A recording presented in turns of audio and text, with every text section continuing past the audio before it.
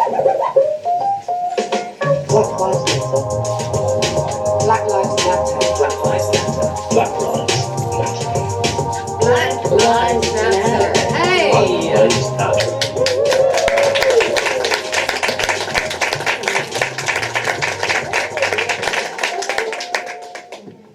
Good to see all your faces. Welcome to Black Lives Natter. So what I'm going to do is just explain how this is going to work. We're going to introduce Christine Dean in a minute, but we're going to have a little 45-minute chat, Natter, yeah, and then we're going to open up the floor for you to ask any questions that you might want to. So while you're listening to the interview, just have a little think about some good questions that you might want to ask Christine after we've had a Natter. So here we go. Let's introduce Christine Dean to the stage. She is the Deputy Leader of the Women's Equality Party, and she's going to talk to us about life, experience, politics, and a new campaign. Well, not so new, but yeah, dying to give birth. So let's get her on the stage. Christine Dean.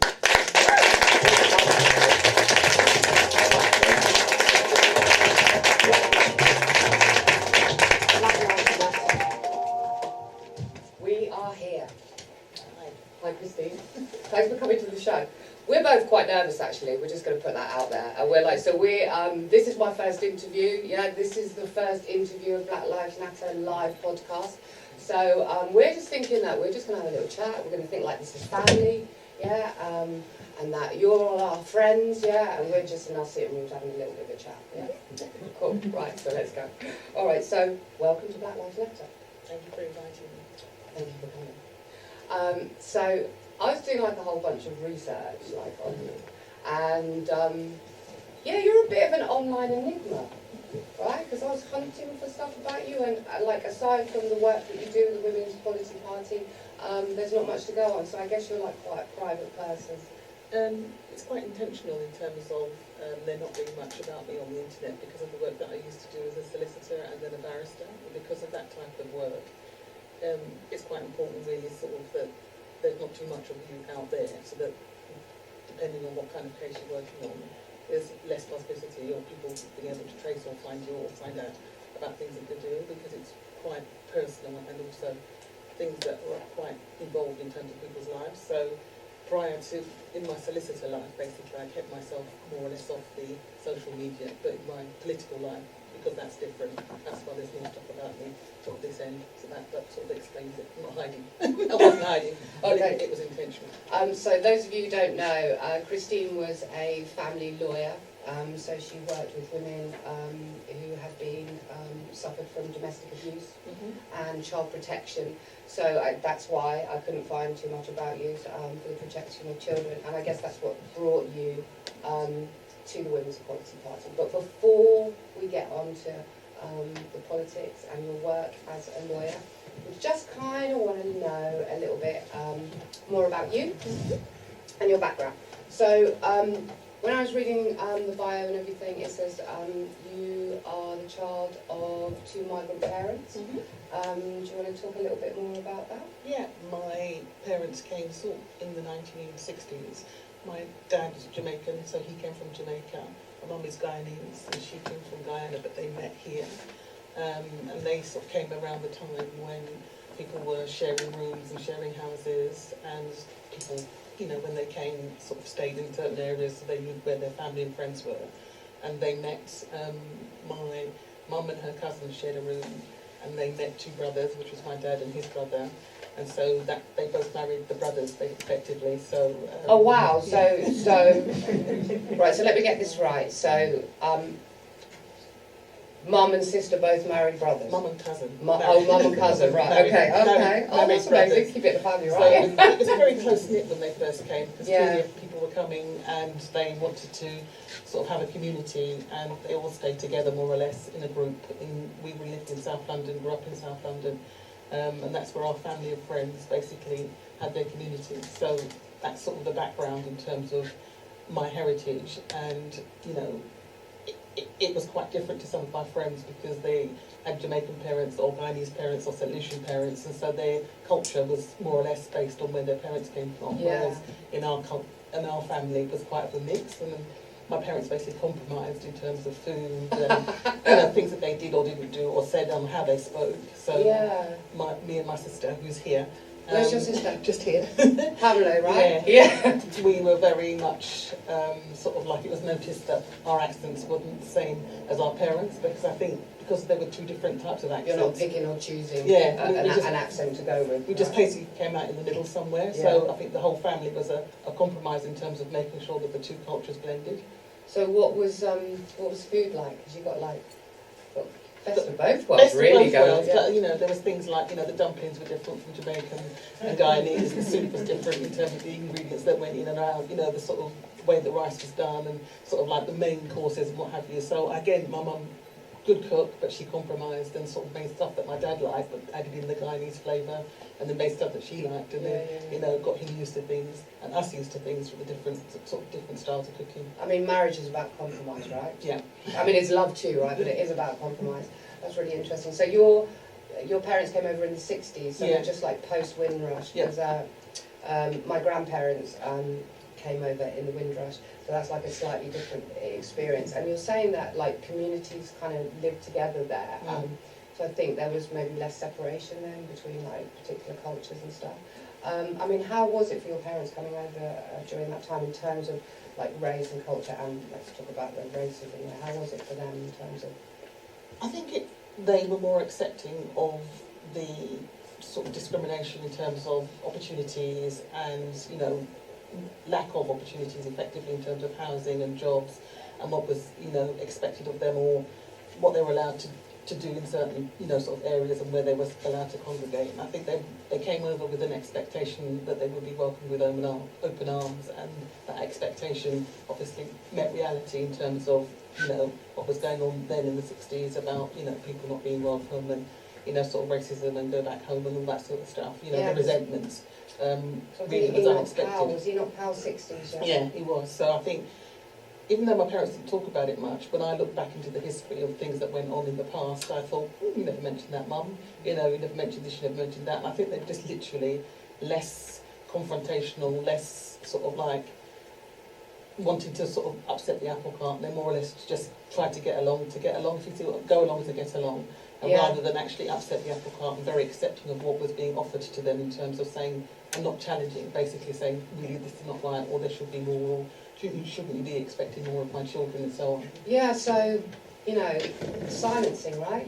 Yeah, so now we want to upset the apple cart, yeah? We want to have a voice and do that, so that's like super interesting in terms of like, you know, first generation, you know, and people who've come over here as migrants, you know, and you know, the UK is such a class-based society. You know, it's interesting that, you know, for many years, you know, our parents or our grandparents just learned to keep their mouths shut, and we all know what was happening, you know, in the Windrush, what was in windows, you know, like.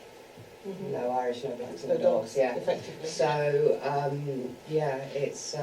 So in terms of race and racism and in terms of like coping with that, because you said that your parents didn't talk too much about it, and I think that's like a massive thing for that generation, you know, to just sort of knuckle down and get on with it. But did they have any advice about, you know, for you guys when you were going to school, or, you know, how to cope with any of that kind of stuff? We grew up in the sort of like in Peckham, South London, so it's very, very, you know, sort of multicultural, and so it wasn't isolating in terms of not having people that looked like you. We went to school with. We went to an all-girls school, but there were lots of mix of races and what have you. So in terms of my growing up within my school years, I don't really feel as though we had that much to be warned about. You know, it was more outside rather than inside in terms of that environment. I think the advice was basically, you know, your teachers, basically listen to your teachers, work really hard, you know, if you get your qualifications, you'll be able to get a good job and do everything you want to do. And, you know, you can make your opportunities and push through and just fight against, you know, things that are difficult in terms of barriers. So that was very much the mentality as well of our parents. And I think that goes across the board actually. Anyone who's like, you know, from migrant parents, that's the advice. I mean, my experience growing up was very different because I grew up in like a rural community in Salisbury, which is literally Whitesville, and still is. And when I was a kid, I was the only, you know, I was the only person of colour, only female person of colour in my school, in primary school, and there was a lot of stuff. So there was like Dion, there was Wagner, who was Brazilian, who knows, and there was me, and that was it, you know. So that was very different. So in many ways, you know, I'm quite jealous of you know, and that's why I came to London, right? Because I wanted to see more people that looked like me, because that wasn't my experience growing up. So that's amazing. Right, so we've had a little chat about whether they struggle with the cultural landscape, and I think that's like something that's really interesting because, like, I'm 49 this Sunday, and like I've seen the cultural landscape change so much, you know, and I really think that like here doing Black Lives Natter is finally got to the place where, like, I had this conversation with somebody at the Bush Theatre, and I said, you know, for so many years I felt guilty talking about my own lived experience, because I was either guilty or anxious because of being afraid that that might kick off some kind of problem, especially not with black people, but talking about that to white people, that was like a dangerous thing to do for so many years. So watching the cultural landscape change, that we are in a place now where we can have these conversations, and it's not deemed offensive or it doesn't upset people. You know, I think that's really important. I would slightly disagree to say it doesn't upset people. I think they're still in an era where there's a problem having difficult conversations in environments where you may be still the only black person. So even though there's a cultural change in terms of the landscape, in terms of certain environments, work environments, and some places that you go, you may still be the only one in the room effectively. And you learn to adapt in order to make sure that other people don't feel uncomfortable. And I think one of the things that is changing with the younger generation is that they no longer care about that, and they're happy to make people feel uncomfortable. Whereas we've grown up with the learned behaviour that, you know, it's better not to make waves, it's better not to make other people feel uncomfortable. And if there's sort of an issue and you think, wait a minute, that might have been a slight or a microaggression, you just think, well, maybe it was me. Yeah. Whereas now, you know, once you've learned, you know, in terms of the labels that are put on the behaviours, actually it was them. But we haven't learned to speak up and to push back. It's only now that I'm 57 and I'm now learning to push back, and only in the last few years. Same. And you know, and it's like an epiphany in terms of now I know what the label is, now I can recognise what the behaviour is, I can actually say, no. You know, whereas before I would just think, you know, I'd be upset and I'd be hurt and I'd be thinking, well, I can't say anything because it's going to upset everybody, and, you know, I don't want to, you know, be impacted in terms of promotion or be excluded, you know, with your work colleagues and things like that. Yeah. It was very difficult growing up, working in the legal profession, which is elitist in itself. And, you know, when I first started, I was very much always, you know, the only black person in the room, no matter which school I was in. And even when I left 4 years ago, it was still the situation that there were very few of us, very few and far between. So there's been some evolution, but not a complete turnaround of 360 in terms of opportunity, inequality and diversity. So you still have those issues. Yeah. But I think we're just braver now to actually say, I'm here. You know, I'm entitled to be here, and I can actually push back in terms of people who feel more entitled than you are to be in the room or to have a space. And I feel more confident to take up space, particularly since I've started being part of the Women's Equality Party. It's given me that bravery to say, you know what, I can actually stand my ground and take up space and speak my truth and push back. I mean, there is, you know, I mean, I'm an artistic person, right? I'm a theatrical person, but I worked in education, and I had a very hard time in education, you know, because it has institutionalised racism and sexism built into the system, and there is a cost to calling out, you know. I mean, the calling out bit, you're like, yeah, right, let's do the calling out, but then comes the cost of it, and the cost of it can be on your mental health, it can affect your career, you know, it's got across so many spheres. So I think, like, it's really important actually what you said in terms of the law and the justice system. Do you think there's enough representation of black people and people of colour in the criminal justice system? In the criminal justice system, family justice system, across the board, there isn't enough representation. Because it's difficult to get your foot through the door. It's difficult to, you know, climb the ladder.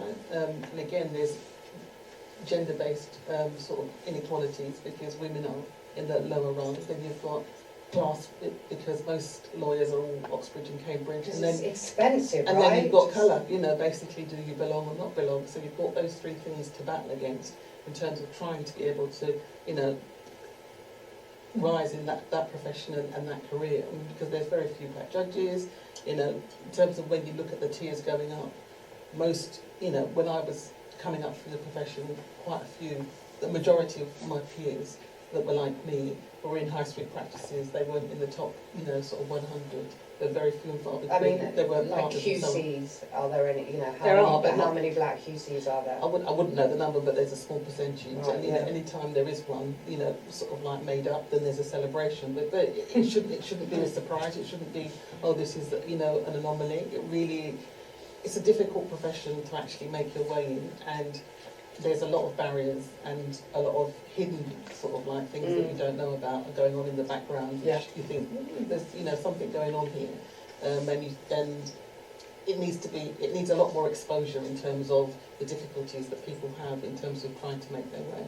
But you can fight against it, you can push against it, but I think representation makes the difference. Yeah. So when I was coming up, used to meet people who wanted to qualify, who wanted to, come to the bar, be pupils and what have you, and I used to mentor them and say, you can do it, if I can do it, you can do it, and you need to see what you want to be, and if you can see it, then you can be it, you can imagine it, and that's what I have tried to do all the way through my profession. Wherever I've worked, people can see me doing things and saying, well, you can do it too, but it's achievable. Well, it is achievable, but it's like that extra, I remember my mum always just said, things are going to be hard for you because you're you're not only a woman, but you're a woman of colour, so you've got to work that bit harder. And and I'm sure lots of people of colour and black people have heard that, you will have to work harder. And, that comes with its own emotional toil, but, representation matters. It's not the only thing that matters, and this is something that actually links into what we'll talk about later with your own campaign, Dying to Give Back. So, yeah. We're there, yeah. So we've gone from the family law and you're working in child protection. And actually this is something that's pretty important to me because as a child, I suffered childhood abuse. I saw domestic abuse of my mother, and that was something that really impacted me. And later as I grew up, I was a victim. I am a survivor of domestic abuse. How difficult was it doing that work, on a daily basis? It was emotionally difficult to deal with it, but you learn over time to compartmentalise in terms of it's your job, and it's your job to make the outcome for the person that you're representing be the best it could possibly be. So you can't afford to put your emotions into it. You're there to make their lives better, and as long as you maintain that as your focus, then you can always do your job. I started out my first sort of jobs when I started out was dealing with domestic violence and injunctions, because that's you cut your teeth on that type of work, and so you see a lot of it.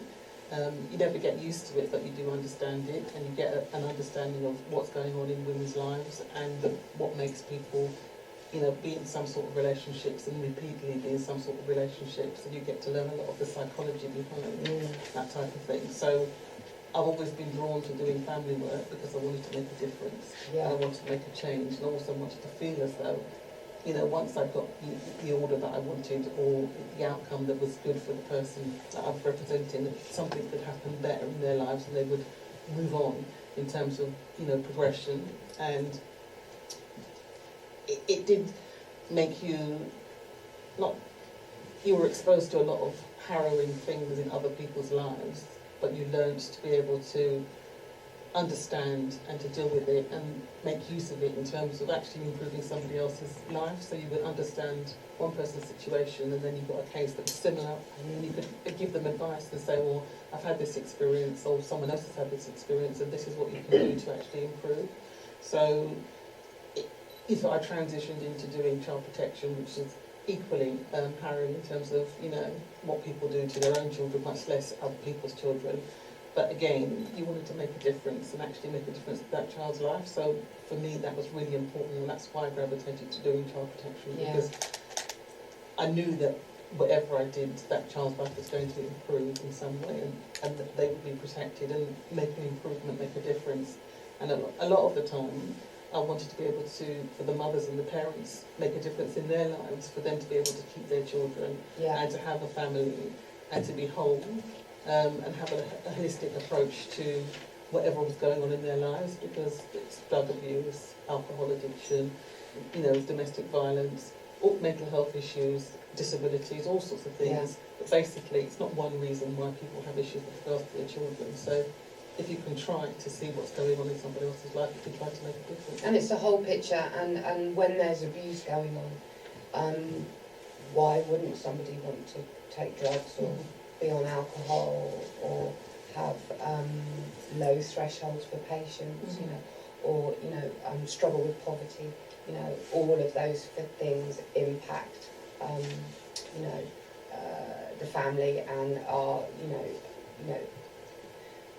is part of the abuse as well. And it's it's easy to sit there and judge if you haven't suffered that. It's easy to say, oh, why doesn't that person leave? And we're still hearing that. That's still something that's said. Why don't they just leave? But often it's more dangerous for a woman to leave her partner to stay. Yeah, because the statistics show that most women who are murdered and or assaulted it happens at the point when they're trying to leave, when the person who's controlling them feels that they're losing control, and that is the most dangerous time for them. So, again, it's not that easy, and women need to have routes out and opportunities to flee and options, and to be able to see that there is life after whatever is going on in terms of abuse. And I think that's what's drew me towards the Women's Equality Party in terms of trying to make a difference to people's lives, looking at root causes and looking at solutions and trying to solve the problems. And often, I often think about, in terms of women staying with their abusive partners, that there's that kind of Stockholm syndrome going on, that that it's something that you become used to. It's you at least you understand your abuser. There is a multitude of things being said to you. You're worried about the repercussions for your children, and you're also worried about your own safety. I know for a fact, there's a number of people in this room who have suffered from domestic abuse, and that's really frightening, right? And within my family, my mother suffered from domestic abuse. I suffered from domestic abuse. My sister has, and my daughter has, and that's like a generational thing. And it's like, how do we stop that cycle of abuse going on? And it's not about education, right? I think particularly, I'm an educated woman. It's not about your education. It's about educating the abuser. Yeah, exactly. It's not your fault. Yeah, and that's the hardest thing to get women to understand. It's not you as a person, it's the person that's abusing you. And once we focus on prevention and dealing with the abusers rather than the person that's abused, then we can actually try to make a difference. And I think there's a whole sort of, for me, it really starts from very young, and sort of gender stereotypes and how boys and girls are brought up and what they think about what is manly and what is, what women do, what, boys and girls do, and all that way. If we don't start early in terms of trying to fix the problem, then it basically becomes generational and cyclical. And I think girls, are sometimes taught in terms of how they behave and how they react and respond towards boys as they're growing up, from primary school and secondary school, that they are part of a cycle, and that's what we have to do in terms of cyclical. You also have a media that does quite a lot of victim blaming, which is really problematic, and to really try and get away from that, would be a marvellous thing. But I'm really, what I love about young people is that there's like a gender revolution going on, right? So they're the ones that are like holding the torch for change. But they're more willing to call it out. They're more willing to say, no, this is wrong. They're more willing to say that headline is wrong. the emphasis is wrong. Why are you mentioning what someone was wearing, what they were drinking, where they were going? That's not the issue, it's the perpetrator. You need to focus on that person rather than the woman and what she was doing and how she was dressed. And that's a media thing. And basically, if you can call it out and just say, look at yourselves and be self-reflective. But I also think it's because there aren't enough women in the media. So again, it's another inequality in terms of representation. It's very male bias. And then it's a very male focus in terms of how they report things and what they focus on. So if you get more equality in terms of representation within the media, then basically we can start to make a change in terms of how people see the situation, how women see themselves, and how men see women, and what they need to see in terms of the differences that they need to, how they need to change, and how they need to change their own thinking and psychology. Yeah, that's powerful. I mean, it's a lot, right?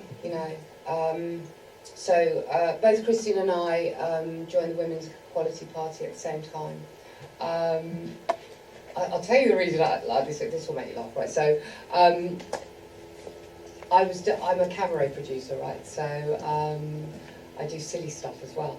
And I was producing a show called Other Politics. And I was doing a sketch, a question time sketch. And I thought, let me have a look at all the political parties. And I was like, shit, there's a Women's Equality Party. So I go onto the Women's Equality Party website, and there it is. I've never really wanted to join a political party ever. And when I looked at the things that they were doing, this is really amazing. And so I joined and went to a meeting. I can't remember who the guest visitor was, apart from that she was a Tory minister, and she kind of stood up for Rees-Mogg, him, don't even want to remember his name. Yeah, so that's probably why I've forgotten about that one.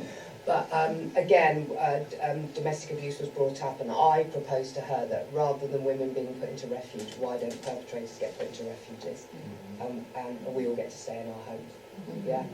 And I still think that's the thing that should happen, because then they can have the key workers, right? They can have the counselling, they can move out of their area, they can do all of that. Let them go and we can stay. Yeah?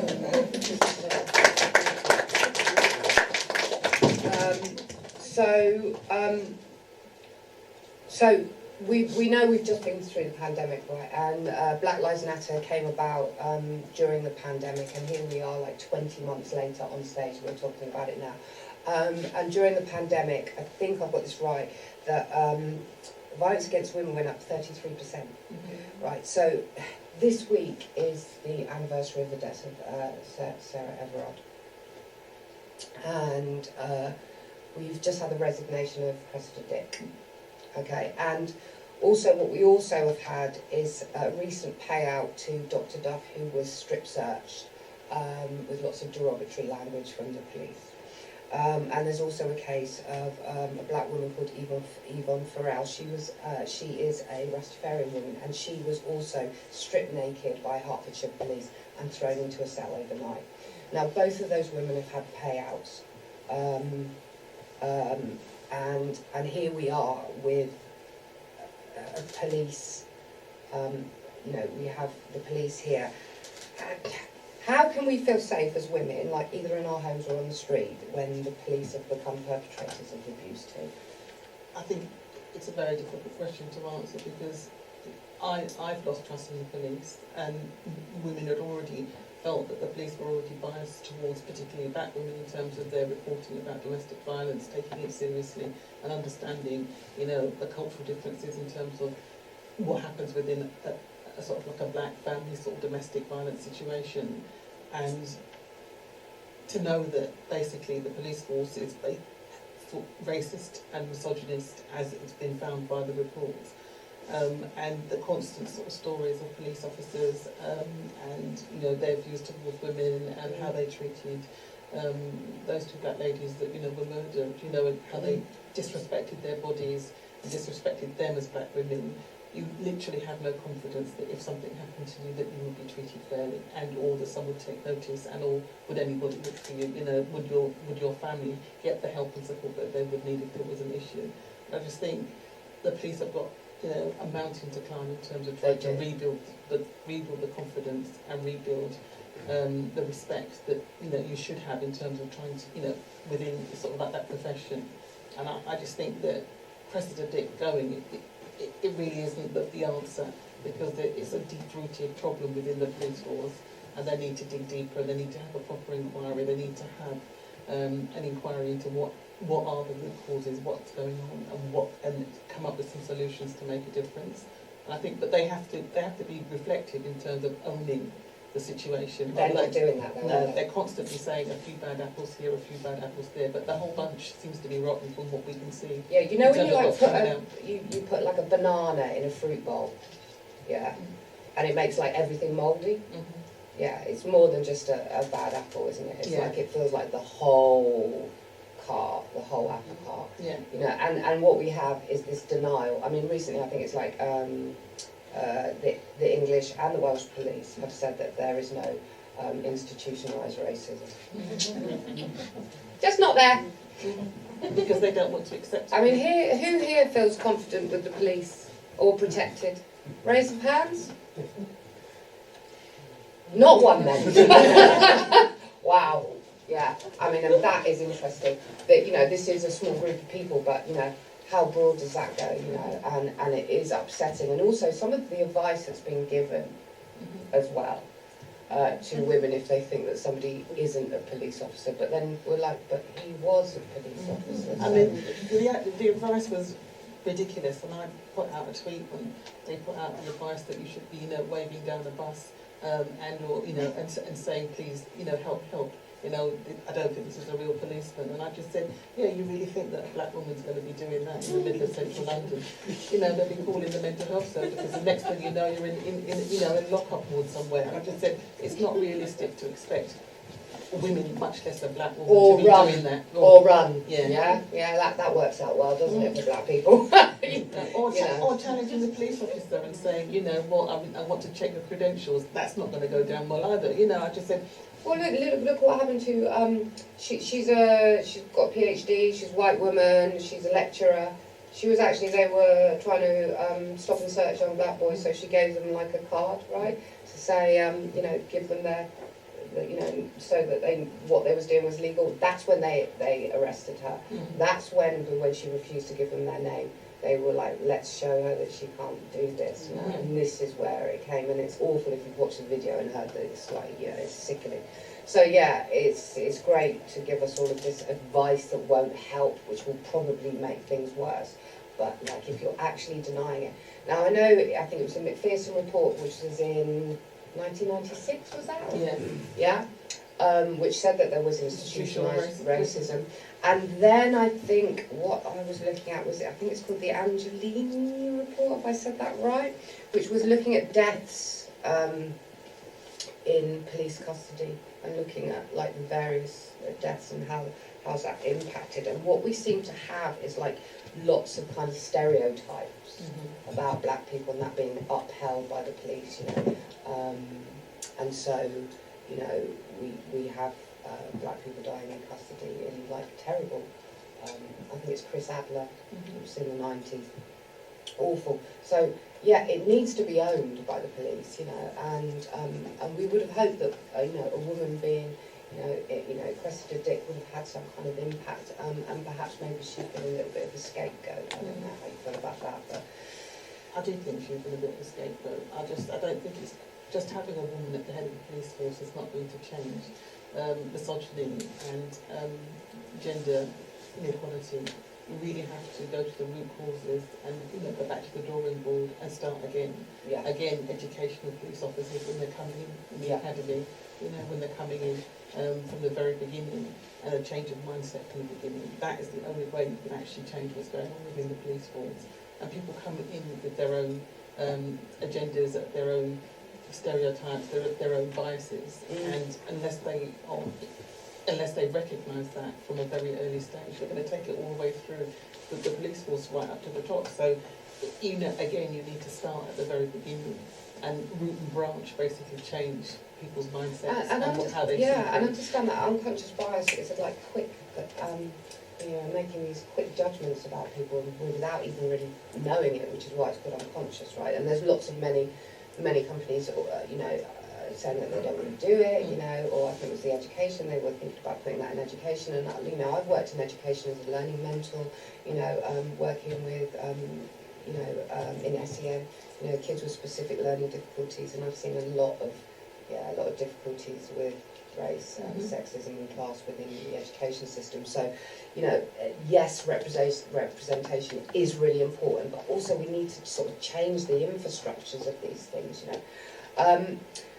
So this kind of takes us to your work with the Race Equality Caucus. Have I said that right? Yeah. We don't use BAME anymore. We call ourselves I'm so happy about that, right? Because Monica, who's the press person, was like, "Oh, this is not BAME anymore," and I was like, I was never a fan. It was always, black and minority ethnic is just. We don't use that. We basically, it's a Race Equality Caucus, and we consider ourselves to be global ethnic majorities. We are not minorities, and I think you need to rephrase. Let's talk about it. Let's cut that out, definitely. You with the Race Equality Caucus and the Global Ethnic Majority and the campaign Dying to Give Birth. Yeah, that's powerful. So I recently just watched the 2020 conference on YouTube, and so it was really illuminating. It was really shocking. Some of the stuff I knew, some of the stuff I didn't. I always, a lot of the time I always thought this was a sort of like an American thing, right? Until I found out that black women are 4 times more likely to die in childbirth than their white counterparts in the UK. And it is a shocking statistic. When we started doing the campaign, it was 5 times more. And it's improved slightly, but not much. But the situation and the issues are still the same. It's still disproportionate. It's still 4 times more than white women. And when I first became involved, which was over 2 years ago in relation to this issue and this campaign, the reports that were coming out were always saying the same thing. Yeah. And it was report after report after report, but no action. And so, as part of the Women's Equality Party and as part of the caucus, we decided that we needed to do something more than just read reports and say, isn't this a shame, this is really bad. We should say, well, what can we do about it? What can we do that's going to actually make a change and make a difference? And what I've discovered over the period of time that I've been working in this area is that the research is not right in terms of what they're doing and what they're focusing on. Okay. And what's not coming out is, what is the root cause for this? What is the problem? Where are the issues, and how can we make a change and make a difference? So the Women's Equality Party has been working in that sphere and trying to support all the other organisations like 5 times more in terms of what we're focusing on and what we're trying to find out, and actually make some demands in relation to this. And what we're demanding effectively is that black women are listened to in terms of, what they're saying about their own bodies. From my own personal experience with the 2 children that I've had, I didn't feel that I was listened to when I was talking about my pain. And there is a real myth and stereotype about the level of pain that black women can experience. Either that we don't experience pain, or we can take a higher pain threshold than other women, and therefore when you're calling out for help, it doesn't come at the right time, and that's why they get into difficulties. And then, and it's unfortunately sometimes it's too late. Even like Serena Williams, she knew there was a problem, she knew there was an issue, but she wasn't listened to. So all the money in the world is not going to make the difference. What makes a difference is people and doctors and professionals having an understanding of black women and their bodies, and again, a change of mindset in terms of stereotypes, and then being able to listen and understand what's going on in their lives and the types of things that might impact on them during their pregnancies. And there's a lot of different factors that we sort of established in terms of comorbidities, things like sickle cell, hypothyroidism, sort of like mental health issues. All these things impact on whether or not black women receive care, if it's accessible, and whether or not they've got the confidence to actually speak up, in an environment where you've got a white doctor, a white nurse, or whatever, and just be able to say, well, actually, I really don't think I want that intervention, or actually, my pain is, more, can I have, some kind of intervention here, and to be taken seriously. So there's a combination of factors as to why we think that the statistics are so bad. But again, it's about recognising within the profession and within the institution that they do have an issue. So midwifery services and mental health services, pregnancy services need an overhaul in terms of how they deliver the service and how they treat black women when they come into the system when they're first pregnant and all through their pregnancy, and what they're looking for and what they're monitoring. I mean, it would surprise some people to know that when medical professionals are trained, they're trained on white bodies to look for symptoms on white people, and it's not going to be the same on black people. So what you're looking for, you're not looking for the right thing, you're not going to see it, and that's just like currently the situation. So again, in terms of pregnancy and how black women present and what they should be looking for, if you're not trained in the right way, then you're going to miss things which are going to lead to difficulties, which are going to lead to death. So again, you need an overhaul and an acceptance that they need to have different type of training, and then take into account all the other factors that black women, are disadvantaged with in terms of actually accessing the right type of care and being able to make the best of the services that are available. Yeah, I mean, there's a lot there. I mean, it's not just about representation, is it? Having black midwives and black doctors or black paediatricians. There's a lot of different things that go into that, and watching the conference, and if you can have a chance to have a look at that, that's just like a really illuminating, powerful conference with so much to say. I mean, I think one of the things that was said on there, that in the US at least, that a woman with a black woman with a PhD is still more likely to die in childbirth than an unemployed, uneducated white woman in the US. So, again, it's not about education. It's about us changing these institutions and rehauling them, because, anyone can go into any of these institutions, like, healthcare or education or the law, and they can have the best intentions as a black person, but you are still in that institution that is systemically, racist, even if it's denied. So I think what you're doing is really amazing. And I, for one, I mean, when I was in labour, I had very short labour, but I was told I wasn't in labour. My warts broke, my contractions were like coming a few minutes apart, but I wasn't in labour apparently, and I know that my daughter suffered lack of care, and I know my sister did as well. So here we have, again, across generations, something needs to happen and something needs to change, because what's happening a lot, because of this lack of attention, then it goes into caesarean. Mm-hmm. I had 2 emergency caesareans, and again, I wasn't in labour, there's nothing wrong with you, until basically it's an emergency, and I didn't feel both times that I was being listened to. And I think, again, understaffing, the nurses and the midwives were really busy. They had so many people that they had to manage. So when you're calling for help and saying, well, actually, can I have a bit more, sort of painkillers, or I don't think things are quite right, they're rushing back and forth, and there's not enough of them to pay attention. So they're, again, doing tick boxing and, basically just giving as much as they can. So I wouldn't blame them. I would say that, underfunding and sort of lack of staff. And being stretched means that they can, sometimes overlook what needs to, when people are crying out and asking for help. And then when it's an emergency, that's the type of thing where you could lose your life. I mean, it's a serious thing to have a cesarean, and So did you, in terms of your experience, your own experience, do you want to talk a little bit more about that in terms of when you was it both times that you kind of had problems while you were... Yeah, but basically both times, sort of 12 hours of labour, and both times, it was something's gone wrong, and, there's an emergency here, and you just whipped away, and they sort of, want to deliver the baby. But what you say afterwards when you're thinking about it is, well, why didn't they listen to me? Why didn't this happen sooner? Why, in terms of the attention and sort of the monitoring, you're thinking, well, I was left for quite a while.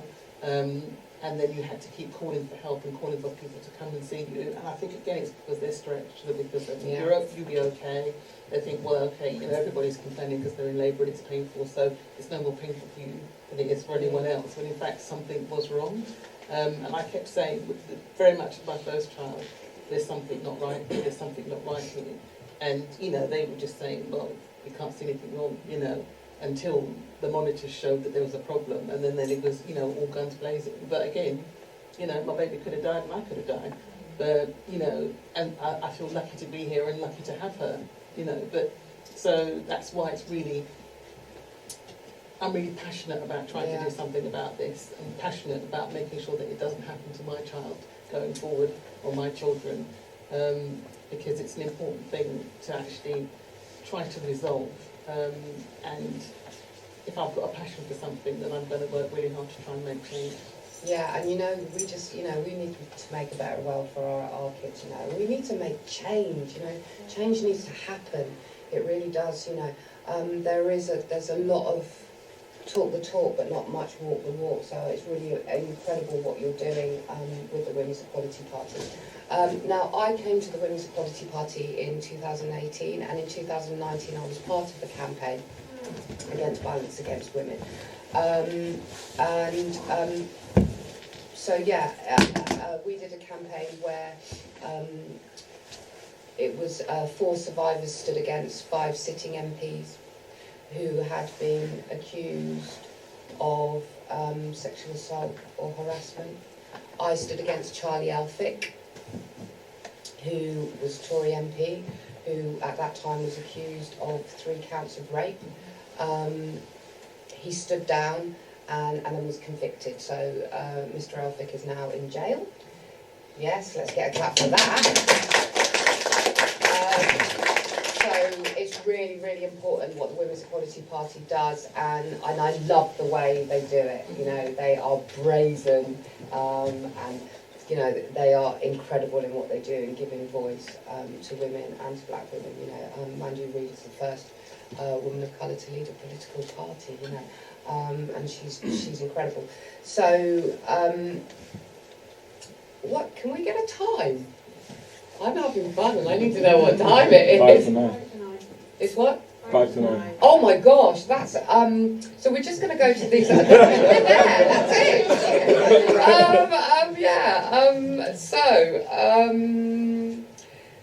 What have we got? So,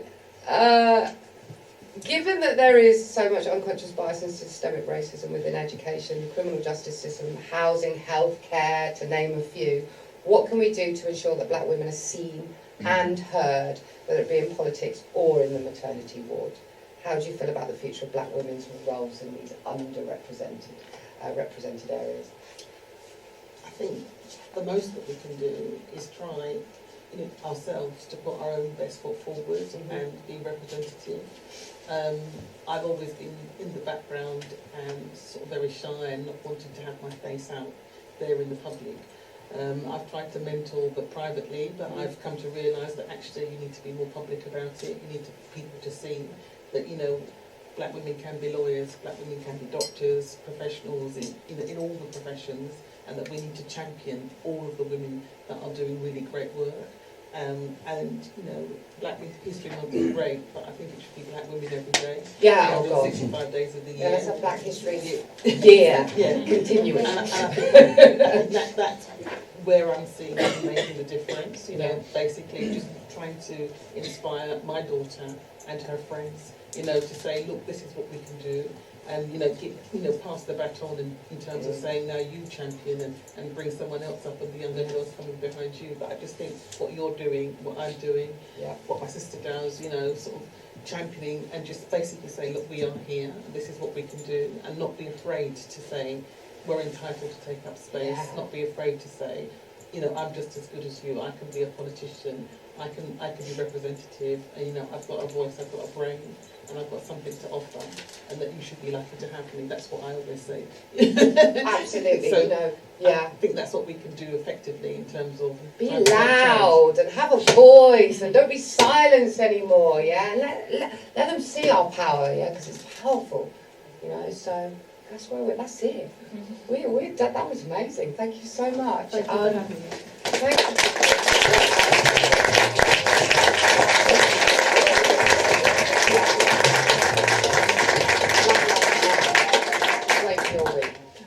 So, we kind of overran a little bit. We were a little bit late, of course we weren't. But has anyone got any questions? We're just going to open up to the audience. Has anyone got any questions for Christine? I have more or less a comment. Well, it's kind of a comment and a question because I am from Atlanta, which is one of the blackest cities in the United States. So what you guys were mentioning as far as taking up space, I think that, and I've been going back and forth between Atlanta and the UK for 7 years. And the difference that I see is how we were raised. So I'm from a really small town outside of Georgia. Outside of Atlanta. So anything outside of the city is like a lifetime away. And I think that the way that I was raised, because I was the only black child in a private school up until 8th grade. Wow. So my mother and my grandpapa still equipped me with my blackness, with me being able to see myself, if that makes any sense. So I think the difference between how I was raised was taking up the space was that I belonged there, but knowing my worth in that space and not apologizing for it at all. And I think versus some of my friends that I've met here that are people of color, brown and black bodies, is that they were raised by British educators. So they're used to catering to that level of white fragility, where I was raised in the classroom saying, I know my ABCs, ask me a question, I'm ready, kind of forcing that type of agency over myself. Versus here, I see it differently because it's almost like I know a lot of Jamaicans, I know a lot of Guyanese, I know a lot of brown and black people, but it's almost like they constantly go back to their phones with these questions of people who are non-black and brown, asking them, well, explain Black Lives Matter to me. Explain this to me. But see, in the States, we don't give a shit about it. we really don't care about that type of conversation. Yeah. And we don't welcome that type of conversation when you have the same amenities that we do to get that level of education. So I think, and I can really appreciate the conversation, but I was just really going back in my mind like, wow, there's so many brown and black bodies here that cringe to white fragility when I'm looking like I'm here and I know you see me, I know you see this melanin and enjoy it. Versus, kind of I think people apologizing for the it. difference is in terms of America and the UK, because we've got family in America, is that it's very compartmentalized in terms of how you grow up in communities. So when the very first time I went to New York, I was there for a week and then I saw a white person walk by and I thought, why am I staring at that person? It's because I had not seen a white person for a week because I was living in what they call a black area, and we don't have black areas in the UK. When I was growing up, there's no such thing as a black area or a white area or the Chinese or the Italian areas. It was a very odd concept for me, and that's why I think that's the difference, is that we grew up in London in our schools, and there was estates and what have you, but it wasn't called a white or a black area to that extent. Therefore, there was a rough area. Yeah, a rough area. So you were always finding yourself to be maybe one or two of the black person in a room or in a class or wherever you were going. You're very few and far between. And if you go to Oxford Street and go into a store, it's not full of black people. You are one of the few who may be looked at by the security guard or followed because you stand out. You stand out for a reason because there's more of them than there are of you. So, and again, the stereotypes follow you around wherever you go. Libraries, whatever institution that you're in, you find that you are a minority in that sense rather than a majority. And I think that's the difference in mindset, because you adapt. You don't want to draw attention to yourself. You actually want to. You learn to accommodate. And I think that's what we're trying to change in terms of our mindset, and for the generations coming behind us, is to say you don't have to accommodate. You have to basically be like you are, confident in who you are and confident in taking But that it was space. over time. It came over time. Yeah, it comes over time. Also, we are, the UK have a class feudal system that has been here for a very long time. That's part of our history, That's how it works, So that has a lot to do with know your place, yeah? And that's not just a black thing, yeah. That's massively a class thing. Know your place, you know. And it's even written into, like, you know, it was written into the religion, you know. To rise above your class was, you know, it's almost like you're going against God. That's part of the UK. That's part of our history, and you know, we have a long history. So I think that's a massive part of that as well. You know. Anyone else? A deathly silence. Well, I think we've had a massive chat. So if nobody's got any more questions, I think we can go for a break. And we can thank Christine. Thank you so much for coming on.